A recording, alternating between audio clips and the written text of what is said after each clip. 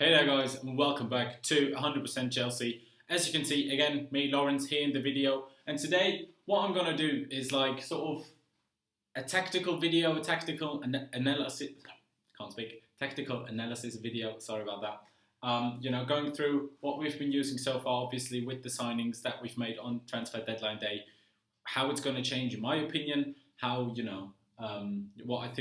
what kind of lineup I think we should play against rather weak teams, and what kind of lineup I think we should, use against really strong opponents. And then in the second part of the video, which will go up tomorrow, I will talk about how we actually, play when we are on the attack, how the lineup changes, and also when we're defending. And then obviously I'm quickly gonna touch on how what it looks like when we do use two strikers. So as you can see here so far, first of all, please excuse my drawing. I'm not great at it. I hope you can read everything, can read the numbers. Of course, we've got Courtois on goal, Azpilicueta as left back, John Terry and Gary Cahill as the centre back partnership, Ivanovic on the right, N'Golo Conte as the holding midfielder, Nemanja Matic, and so far it has been Oscar as the centre mids, Eden Hazard on the left wing, Willian on the right wing, and obviously Diego Costa up front. As you can see, what we've been playing so far is clearly a 4-1-4-1 formation. And I can't really say it hasn't worked. We've won three out of 3 games. Obviously, we're all not really sure if is Oscar, gonna be there all season long, or is it just, because he's performing quite well at the moment. Will Cesc Fabregas get a look in at some point? Will he, Fabregas possibly come in instead of Nemanja Matic? We don't know. Then obviously, looking especially here, I think David Luiz will come in instead of Gary Cahill, which you're going to see on the sort of next page. And then obviously, we've signed Marcos Alonso. Will he come in as left back and Azpilicueta will move over to the right? Or, will we keep it as it is for now and, see what Marcos Alonso can do? Obviously, I don't think many of us know Marcos Alonso very well. So it's really difficult for me, as for now, to judge if he's going to start, right now or immediately or not. It's really difficult to judge for me. And on the second page, what you can see here is the lineup I think we're going to use against Swansea coming Sunday. As you can see, I've put in David Luiz, who, in case you didn't know, took the number 30 shirt. Obviously, his old number 4 is currently, used by Cesc Fabregas. Not really sure why I didn't take the number 32, because, he used that at PSG. I don't know what his reasoning behind it is. But anyway, number 30 is David Luiz.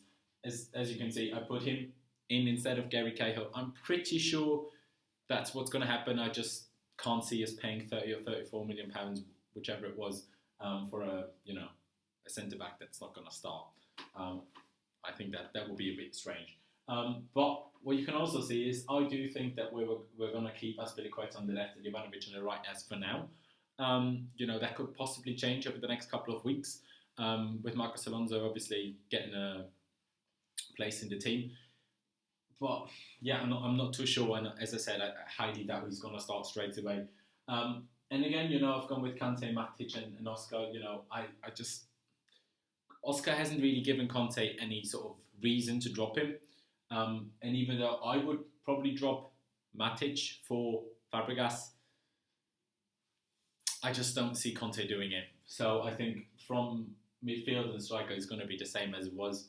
And again, we've won 3 out of 3. So, as I said, the players haven't really given the manager any reasons to sort of be dropped. Going obviously to the next page, which is, quickly, let me just turn it over. That is the lineup that I would use against sort of weaker teams. Maybe a team like Swansea, teams like, Sunderland, maybe a promoted team.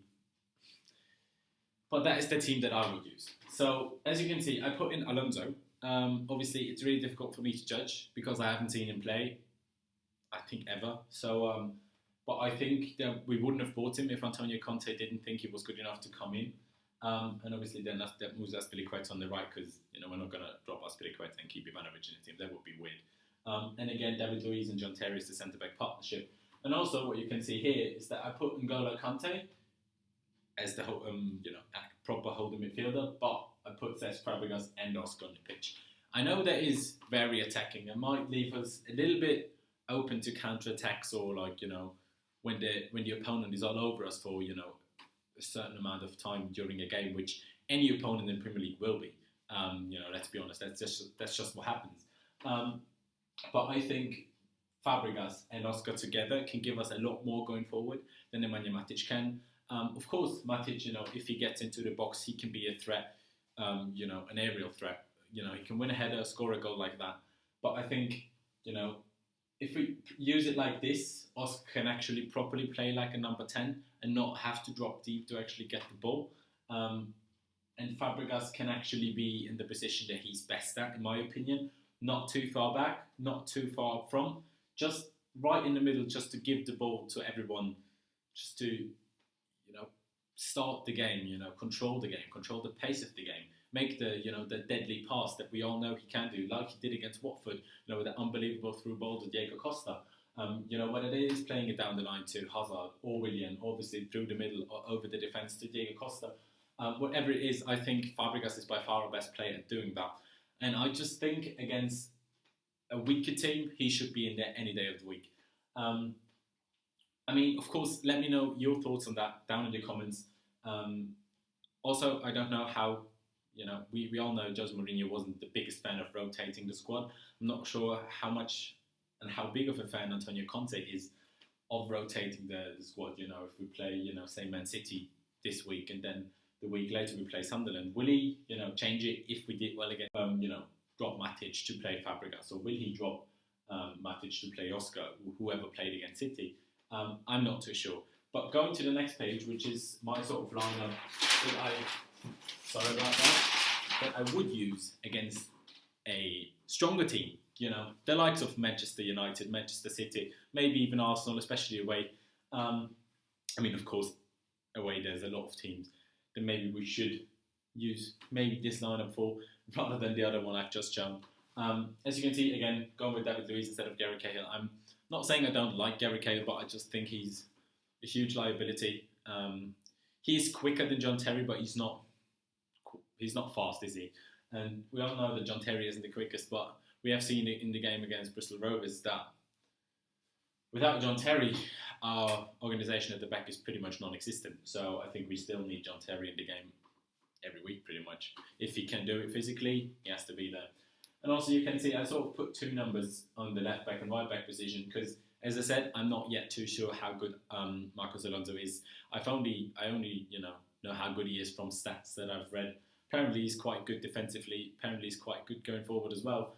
I don't know. But obviously that is down to Antonio Conte. So I've put him here as for now and Azpilicueta on the right, but I'm not sure. It could be Azpilicueta on the left and Ivanovic on the right. We all know if it's about sitting back, Ivanovic isn't bad. Ivanovic is definitely a good actual defender. What he's not good at is going forward and then having to track back. And then he just doesn't have the legs to be there in time. And then also I think sometimes he runs a bit out of breath. And that's why, he can't follow the quick feet of some wingers. So I think, if we actually just sit back for the whole game, not that I think we will do that, but we could. I think Ivanovic isn't that bad. Please don't kill me for saying that, but, But yeah, here I've gone for, again, obviously, N'Golo Kante has to be in there. We've only seen him in a Chelsea shirt 3 games. But, he's been by far, he's been a revelation to our team, pretty much. I've read a stat. This season so far, in the first 3 games, we've only conceded 5 shots on our goal. Last season, it was, I think, 23. And even in the season that we won the league in, I think it was 15. So, please don't quote me on the stats, but I know that it was only 5 this year. So that is unbelievable. And then it's definitely a lot of that is down to N'Golo Kante. Of course, as well to the new manager, Antonio Conte. But, I think main, kudos goes to N'Golo Kante for that. But as you can see here, I've gone for Matic and Fabregas, as I said, against the stronger team. I just think, Matic can obviously drop deep, properly help out N'Golo Kante, be pretty much a second holding midfielder, which we all know that he can be. He was probably one of the best holding midfielders in the world the season we won the league. And then I think even though Cesc Fabregas is a lot slower than Oscar, I think to play on the counter-attack, Fabregas is the better player because he's better at playing the long balls. Like if we get the ball, say from a corner, we just win it back when the other team is on the attack. And then we get it to Fabregas, and he just plays a long ball, whether it is to William, to Hazard, or straight to Diego Costa. I think he's just better at finding that pass than Oscar is. So that is why I've gone for Cesc Fabregas there. Of course, there's always the possibility of playing Michy Batshuayi from, but in my opinion, for now, Diego Costa is our best striker, is the striker that should start every game. So yeah, that's pretty much all I've got to say on that part. So yeah, that was pretty much all that I, will include in the first part of this video. As I said, tomorrow there will be the second part talking about how we play when we are on the attack, how we play when we are defending, and also quickly touching on, what it looks like when we use two strikers. At the moment, usually only when we do actually need a goal. Quickly, I know that I've put David Luiz straight in the team, and some people might feel that's a bit harsh on Gary Cahill because he did play really well in those 3 games that we played so far. Not so much against Bristol Rovers, but in the 3 Premier League games that we had to fight, actually did quite well. Had a few great side tackles. His positioning wasn't too bad either, if I'm going to be honest. But as I said, I think if we're going to pay 30 to 34 million or however much it was, he's going to start.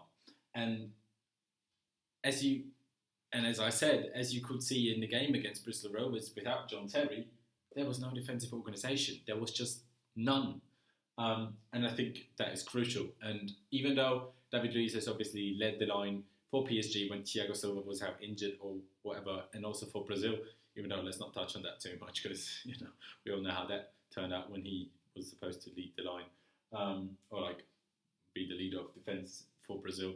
But I just think John Terry has to be in there, and I think David Luiz will be in there, and I also think he has to be, because I know even though Gary Cahill has been doing quite well for the last few games, I think overall David Luiz is a better defender.